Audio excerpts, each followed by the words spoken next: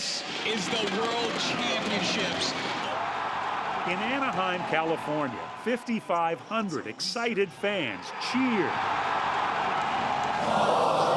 and gasped, watching on a giant screen as two players battled for the World Championship of the video game StarCraft II. But here comes live for the big four, trying to get the wraparound ball on all these Marines. He's not even having an opportunity to pick too many of them up. This is like the Super Bowl, basically, for us.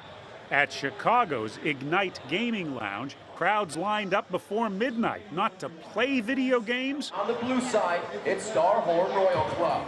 But to watch the League of Legends World Championship being played half a world away in South Korea.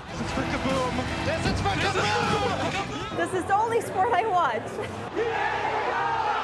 And in Seoul, more than 40,000 people packed into a stadium to watch the games live.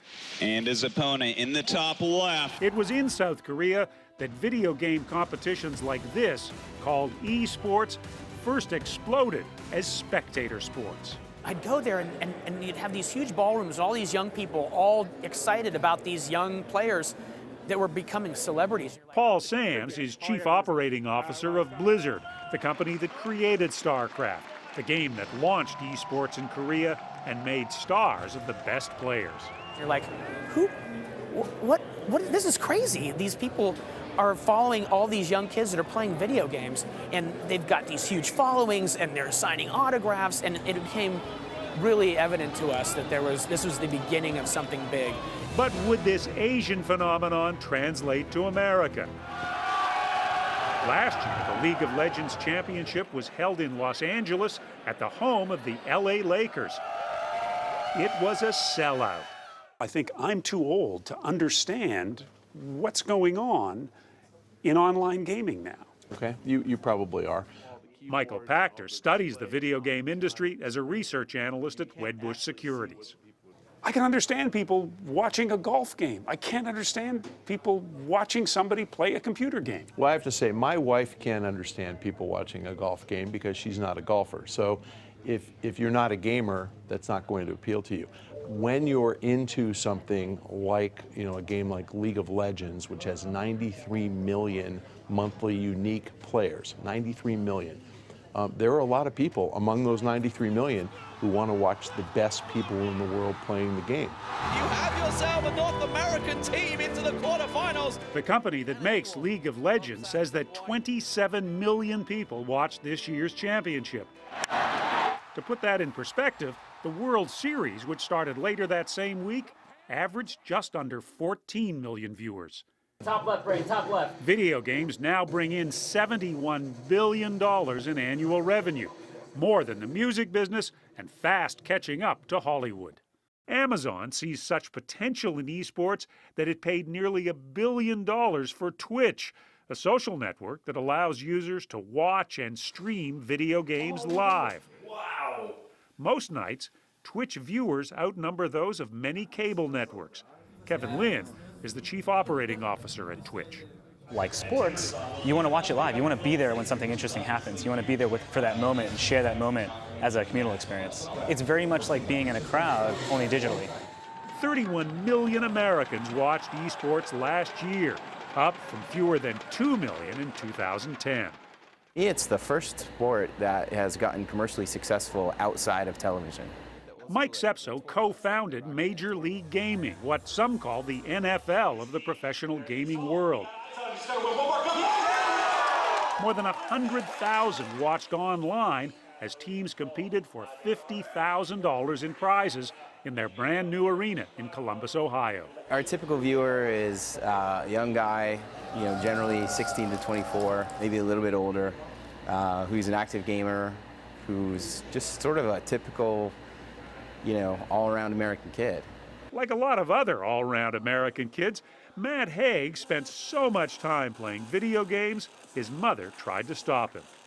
She didn't know at first, but I had extra controllers up inside the room, and I loved doing it so much that sometimes I'd be a rebel and sneak back on at night, but then she kind of wisened up over the years, and she figured out, well, he's got extra controllers, I'm going to take the power cord. Now 22. I like the shirts. Matt is a professional gamer known as Nade Shot. He's so good, he made nearly $1 million last year playing Call of Duty. I remember the first tournament that I won was this little online tournament, and we won about $50. And I went downstairs screaming like, I did it, I finally made some money. Good stop, Proof. Nice job. He practices hours a day as legions of devoted fans watch his training sessions online. What's up, man? He also has a lucrative contract with Red Bull, the energy drink company that sponsors athletes like Olympic skier Lindsey Vonn. Do you consider yourself an athlete? I'd not compare myself to like Kobe Bryant or Calvin Johnson or anybody like that. We're not in that league, but we definitely have something that takes an equal amount of time and practice and skill for sure. To hone those skills, this summer, Red Bull flew Matt and his team to California for a month of real-world training. And we're just measuring. Andy Walsh runs Red Bull's athlete development program. At some point, somebody came to you and said, we want you to start working with gamers. Your guys work with Olympic athletes. Did you say, hang on a minute here? No, I was actually the opposite. I was really excited. Red Bull trainers put Matt and his team through the kind of intense physical workouts they do with other elite athletes. Strength training, aerobics, even yoga. Red Bull hooked them up to sophisticated brain scanners to measure the stress while they're playing. Playing video games can be described as a sport? I'd say absolutely. You're performing at such high stress loads and under such sort of stringent conditions, competitive conditions, that we call that athletics, you know. In fact, the athletic department at Robert Morris University in Chicago began offering eSports scholarships this year. And last year, the U.S. State Department granted athlete visas to pro gamers for the first time. Back in Anaheim, 25,000 showed up for BlizzCon, the annual convention of game company Blizzard. Any of you come from a StarCraft background? Competitors playing Blizzard games battled for a share of $750,000 in prize money. Oh my gosh! Fireman! 18-year-old James Kostusic triumphed in the game Hearthstone, Your 2014 World Champion! winning $100,000. Still like barely settling in that that's real. Did your parents, anybody ever say to you, you're wasting your time? Yeah, lots of people did. Like tons and tons and tons and tons of people said I was wasting my time. What's the future for esports? Well, we think it's just going to continue to get bigger. Is there a time that we'll look at esports perhaps like NASCAR? I certainly hope so. It's just so engaging. It pulls you in, and you find yourself rooting for these people, even if you don't know exactly what's going on. Samsung